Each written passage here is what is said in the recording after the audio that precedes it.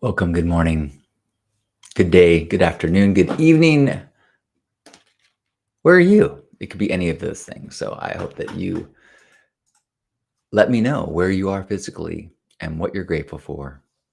That's why we're here, to remember that we're connected with beautiful people all over the world, whether we know them or not, that we are connected in our spirits and our intentions and our shared humanity, and to hear gratitude from one another so that we can expand our lens of appreciation and find joy in others' joy. Welcome, Lonnie and Isabel and Layfit and Electro Lady and Sean. Welcome, Gerbot. Welcome, Fernando from Mojave, California. I'm in San Diego, California. It is 9 a.m. It is overcast. Just how I like it. I took a walk this morning, and so did my beloved Lisa. I was like, "You want company?" She's like, I'm gonna be practicing my conducting for the upcoming concert." And I was like, "Well, I'll just walk like 10 feet behind you and I'll make hand motions too." But we decided to take our walks in different directions. Concert, you say? Yeah, I'm singing with 100 other singers on a week from today. Oh my God, I gotta practice. A week from today, concert in San Diego, and then the week after that, on the 22nd, is a concert in Monterey for the chorus that I'm in, that Lisa is leading. Two different choruses. But good morning, Juan. And good morning, high noon.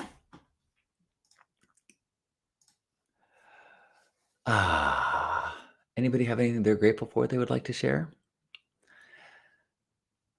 I am grateful for just such a wonderful day yesterday.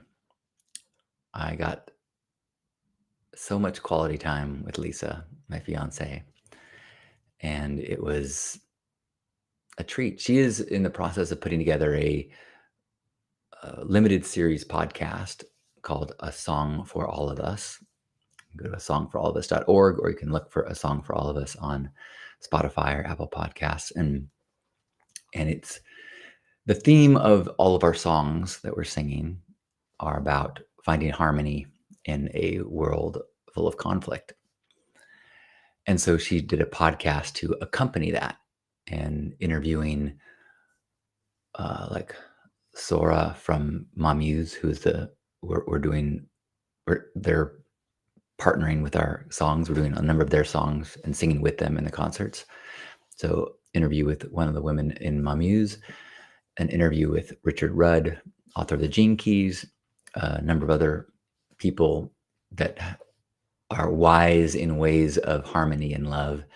And yesterday, Lisa and I recorded an episode together, and it was so enjoyable. I didn't think it was possible, but by the end of it, I loved her even more.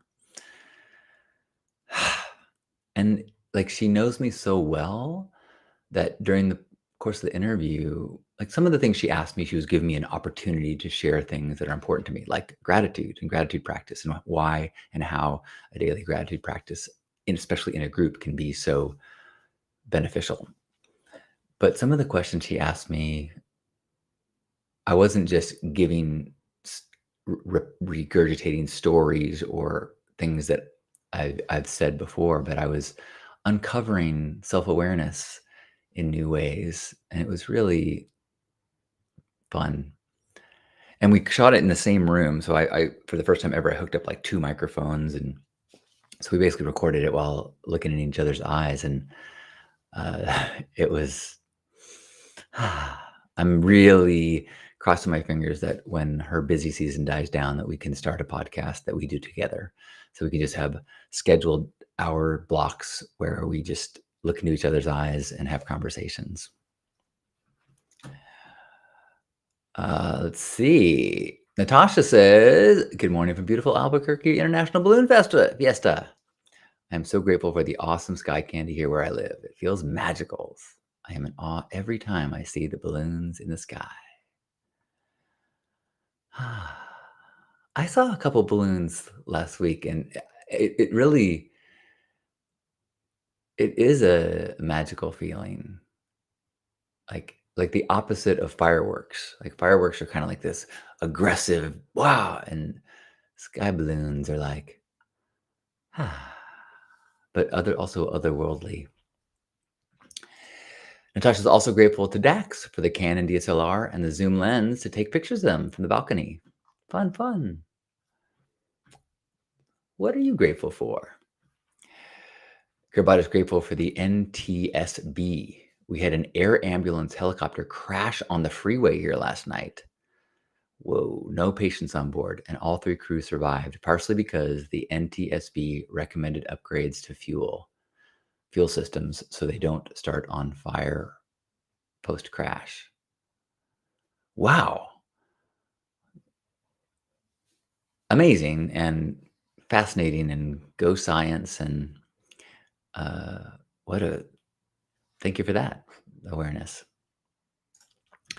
Juan says, we are finishing our Disney trip with 22 people. We will also finishing the last 20 miles of our Route 66 road trip. I'm grateful for family time with 22 nephews, cousins, brothers, and sisters.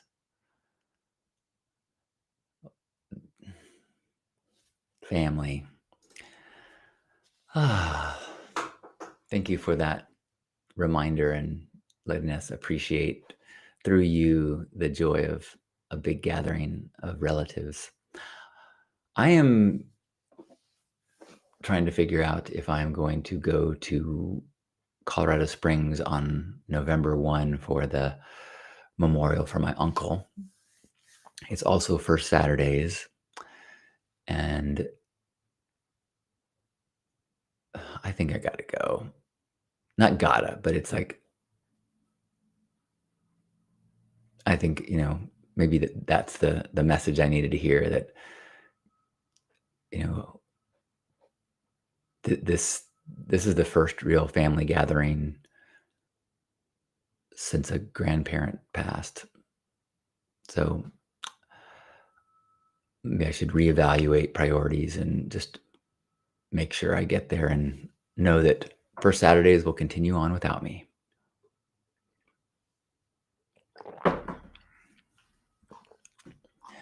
Good morning, Drac. Good to see you. Nicole. Kring. Kring. I have a message from you in my inbox that I have not read yet. So I gotta be honest, I apologize. I had every intention of connecting with you when you're in town, and I feel real guilty. Not real guilty, but I guess I have a non-processed amount of guilt that I was forgetful and got busy and did not make those plans work. And so my subconscious has been avoiding reading the message that you've sent. So I apologize. That is not the version of myself that I want to be. So I apologize. I love you. And I hope I got the right name. And if not, that apology was for a different Crane. Nicole is appreciating overall freedom and health, nature, and life. Seeing through the BS and focusing on the love and nature, surfing the waves. Good morning, Mingle. Nicole says, thank you for your loving video and community.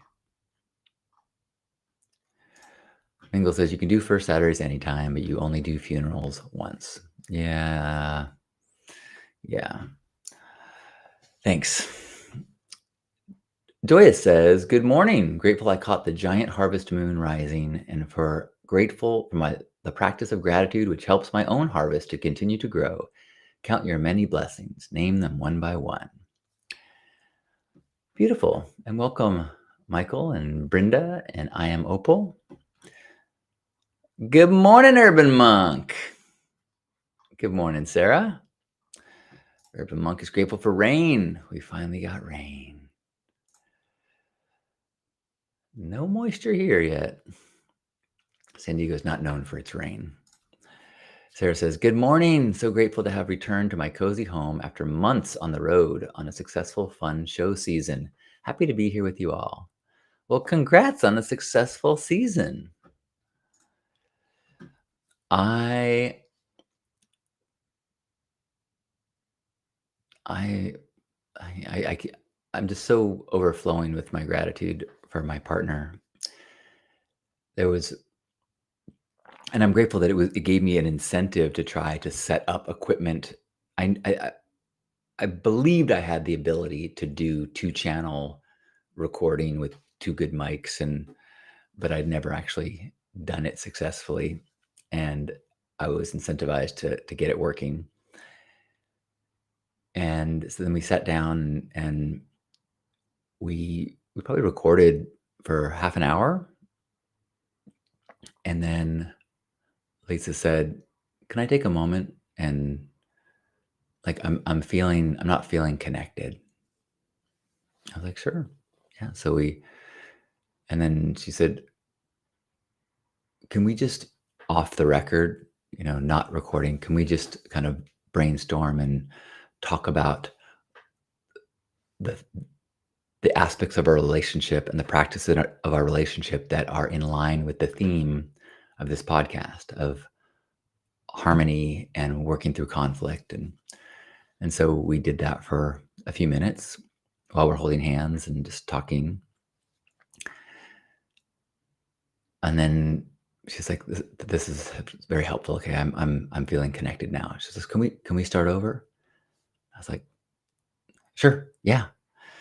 And it was such a another example of one of the ways that she inspires me so much, which is that she prioritizes presence over presentation, you know, or performance.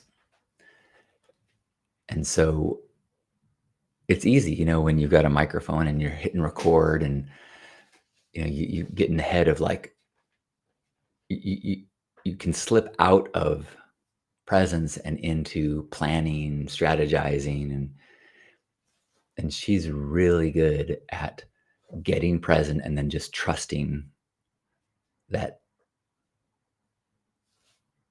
it will work. And I know myself that I can slip into don't fuck up, don't mess that up, don't. And I never can show up at my best when I'm in a headspace of don't mess it up, don't mess it up. But I I, I do it all the time. Not all the time, but especially things that I'm are important. You know, I'm leading a workshop for the first time, or I'm, you know, even in social situations sometimes. Less now, but I used to. And to witness the effectiveness of her practices and her priorities. So instead of trying to actively create what she wants, she embodies what she wants to be and create, and then trusts that that resonance will be joined by other participants. Did I mention I'm madly in love and more so every day? Hmm. I feel so lucky, so lucky. Welcome, everyone who is popping in. If you have some gratitude to share, would love to hear it. Gurbat, totally. I feel so lucky. Uh, Eric says, I'm grateful I'm putting myself through uncomfortable situations like talking in public. I chaired a meeting yesterday. Nice work. That was a big theme of our conversation because it's talked about how the chorus, joining a choir has been an intentional undertaking of discomfort for me. And 5 months in, I'm so grateful. I was on my morning walk, I was listening to our practice tracks and singing so I can trying to make sure I can know the lyrics as best as I can before next week's performance.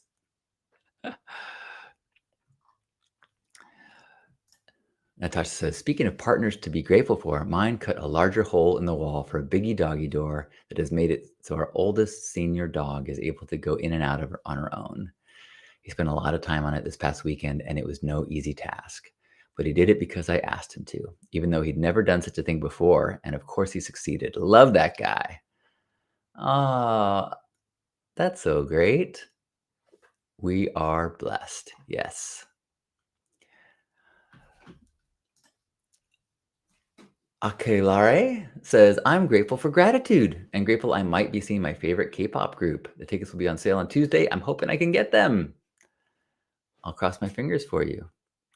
I know so little about K-pop, but I do know what it is to be excited to see music you love. So I'm rooting for you.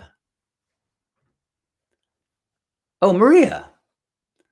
In fact, most of the things I know about K-pop are from you, Maria, which is only the excitement that I hear from you. Great to see you, Maria.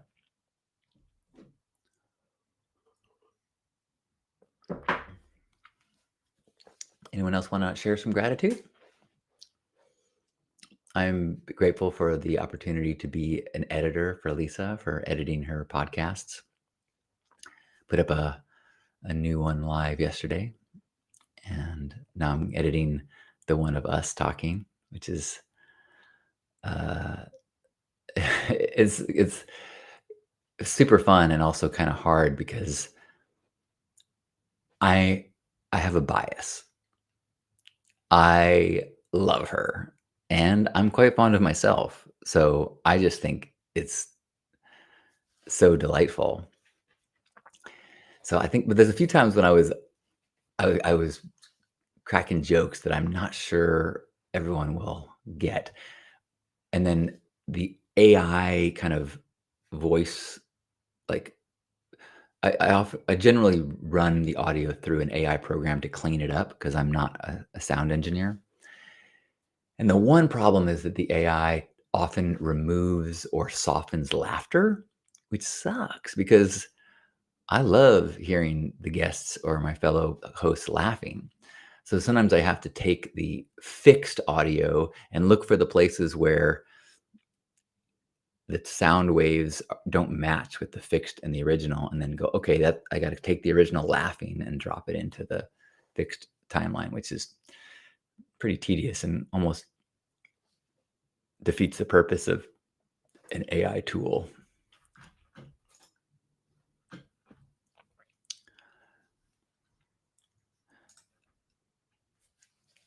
Edward says, I've always taken for granted public speaking. I love public speaking and entertaining people. I'm grateful for my passion of public performance. You know, we talked about that in our broadcast because, you know, my fears and discomfort around choir are different than most people. I'm not afraid of singing in public.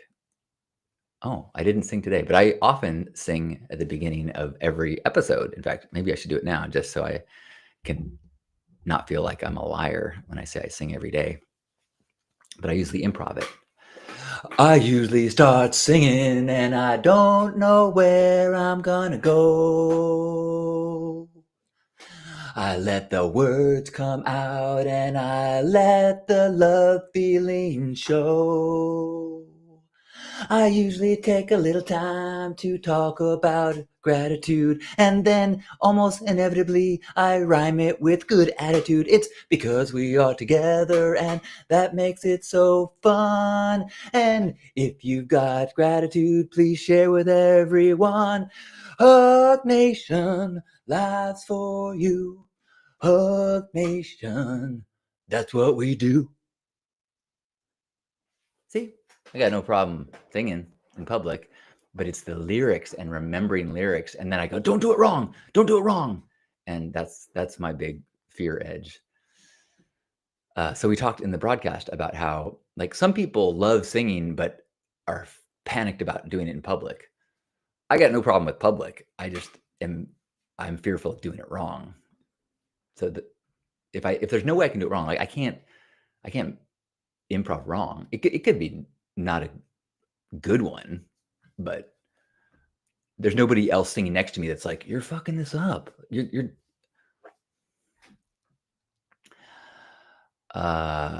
Shadow says, spoke to my brother about telling my rekindled relationship with him here, and he went to tears. Special moment.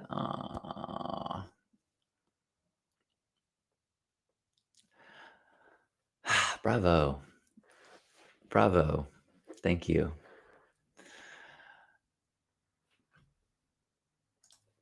Sarah says, fantastic. How do I find Lisa's podcast?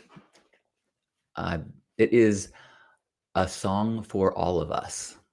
So you can go to asongforallofus.org and there's links, or you can search for A Song for All of Us on Spotify or Apple Podcasts. A Song for All of Us.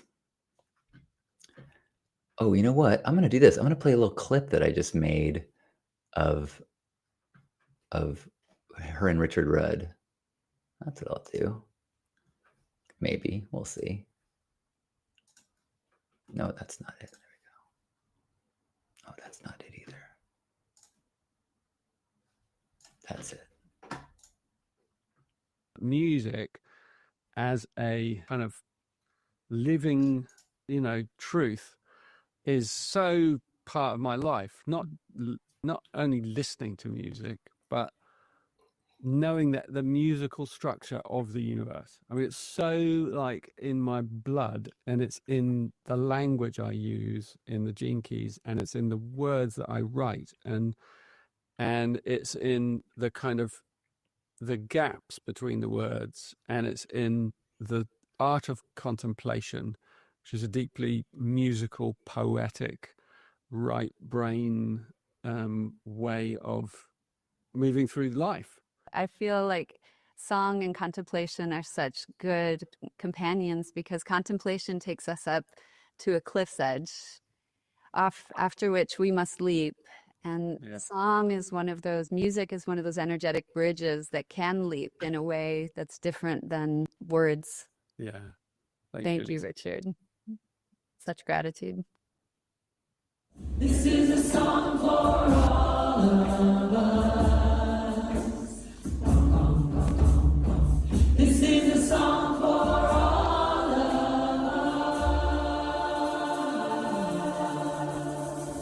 us. Pretty cool, huh? Sarah continued, I'm grateful to be traveling to see my dad in Minnesota next week, spending time with him at the lake, raking leaves, collecting firewood in the woods, getting him ready for winter. Enjoy our precious time together at 90 years young. I'm so grateful to be doing active, fun things with him. Man, he sounds like quite a man. That's awesome. Maria, also grateful for art. I recently connected with my pleasure and creativity, and I can't put into words how good it feels. Since I go to art school, I feel so much pressure to be evaluated, but something happened lately that made me open and flow and enjoy again. Also grateful for sexual pleasure. Amen. I've been editing a video. If you were here a few days ago, years ago, I tried my hand on producing a porn movie, and I had this idea that I wanted to do it as an art project of anti-exploitation. So I didn't hire porn stars. I found sexy friends that would donate, just that would feel good about sharing their sexuality. And I found the trailer that I made for it, and I talked about it on here. And then I've been editing a video clip talking about it, and I put the safe for work parts of that in it. But I've been thinking a lot about how, a young me was very pro sexual liberation, anti-shame, and a younger me was more about making sex less serious. And now my only interest is in the most sacred, serious, committed intimacy. Both are beautiful things and both different parts of, I think, our spiritual liberation.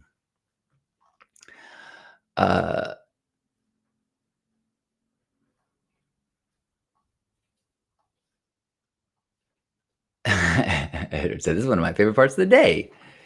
Juan says, you can't call yourself an amateur singer. You have been professionally trained. As soon as people start paying me, then I'll say I'm a professional singer. Although I made a joke as I was leaving choir practice on Sunday. Somebody not in the choir that saw me leave, like, hey, how's singing going? I go, I'm adding /singer to my title.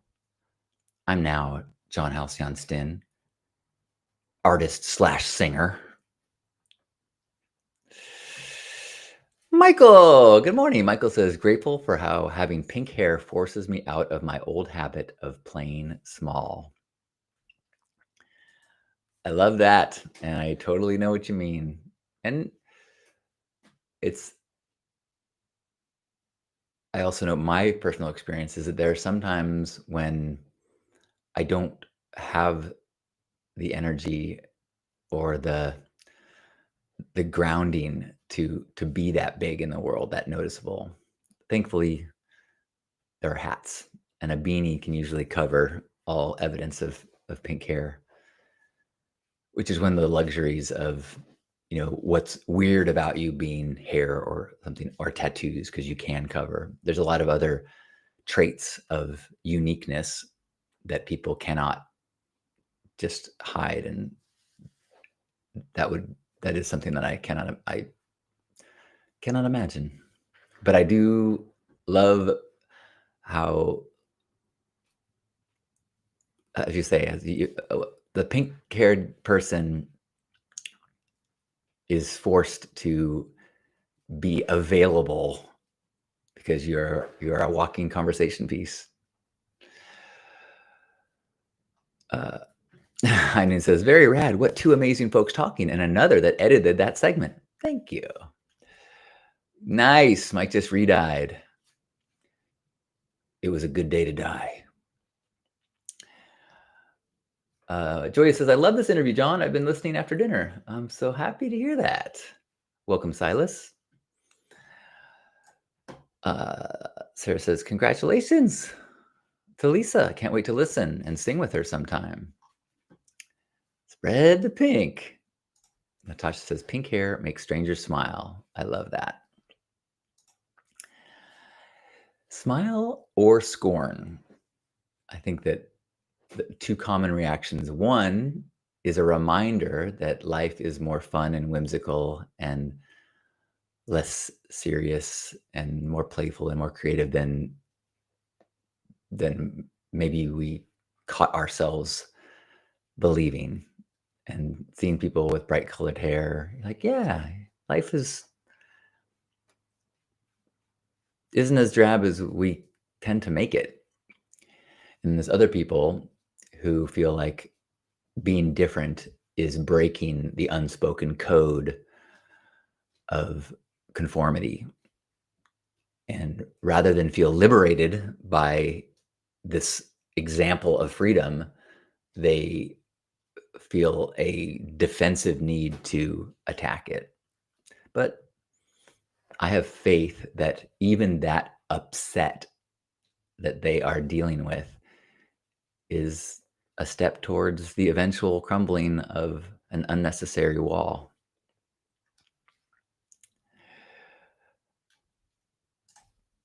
Michael says, I get a lot of scorns out here in the conservative suburbs. Lots of smiles in Berkeley, though. Hey, Manifest. Good to see you.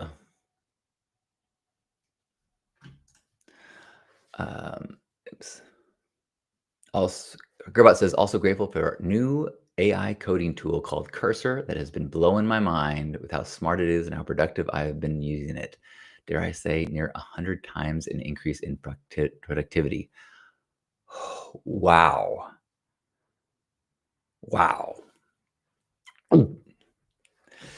Well, we're about half past. I think we should have a hug in a moment, but if there's a last gratitude that you want to share, I would love to hear it. And you could always save it for tomorrow or join me at noon for gratitude in Zoom. I'm looking forward to, I have a bunch of video editing to do. I need to make sure to practice self-care and not let my shoulders get too tight from mouse moving. So I'm going to try to practice some self-care and some editing and get outside and move a little bit. But I'm so grateful for this opportunity to remember that the world is filled with amazing people like you. And as we walk through the world with that awareness, it helps us to be a little less defensive, a little bit more of broadcasting the "it's okay" sign to people. A lot of people are out there just hungry. They want to be friendlier. They just feel like the world's not receptive to it. But look at us. We are. So let's be the people that are waving to our neighbors, that are saying thank you, that are giving compliments, that are looking for ways to say yes and gift and make the world a little bit warmer.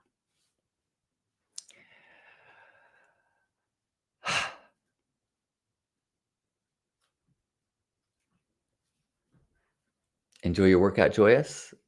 Natasha says, moving to rural Tennessee with pink hair tipped the scales for me too. I do feel for some reason the pink is easier on folks than the most other vivid colors. I think that's true as well. And I'm not sure what this plant is still, but I know that it tends to like to be watered exactly like a monstera. Let it dry out and then rewater.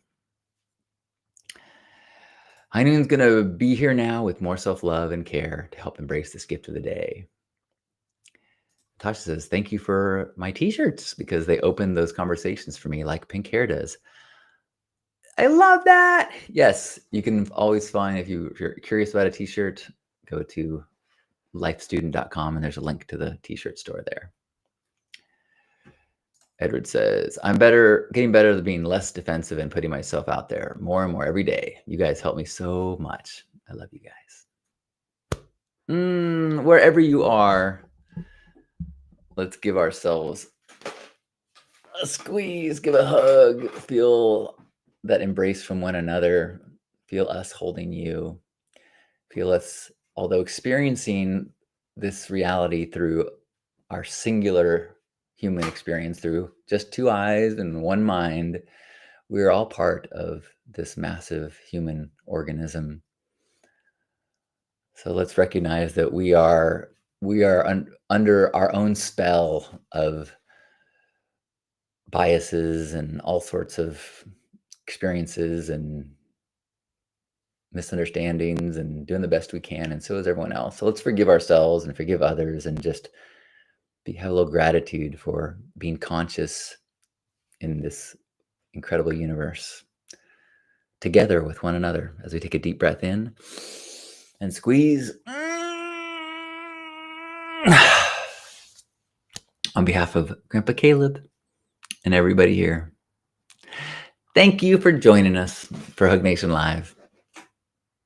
I hope I see you tomorrow or today at noon for gratitude in Zoom. And make sure you go to lifestudent.com and at the very least get on my Substack mailing list so I can send you the important stuff.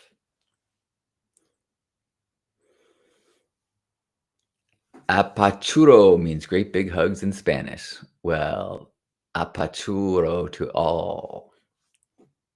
Happy Tuesday.